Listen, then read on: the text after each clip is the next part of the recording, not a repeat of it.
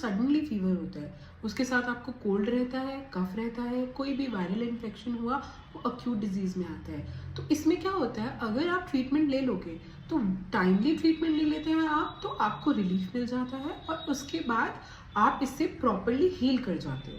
तो acute diseases सारी वो होती हैं जो यूजुअली 3 to 6 मंथ्स तक चलती हैं और उसके बाद वो प्रॉपर ट्रीटमेंट से प्रॉपरली ठीक हो जाती है।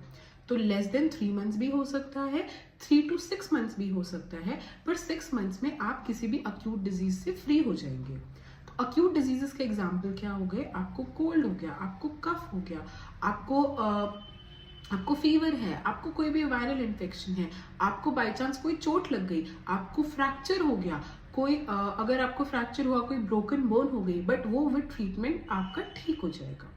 उसके साथ साथ अक्यूट डिजीजेस ही काफ़ी टाइम तक चल के क्रॉनिक डिजीज में कन्वर्ट हो जाती हैं। Now what is chronic disease?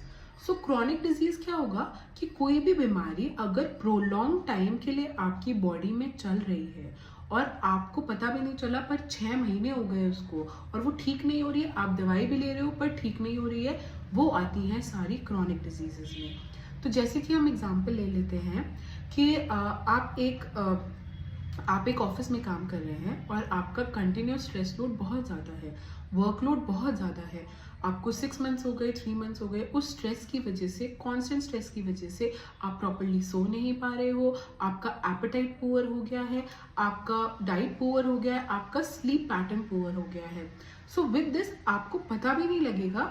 Example मैंने वर्कलोड का लिया है, बट हम जनरली किसी भी स्ट्रेस की बात कर सकते हैं।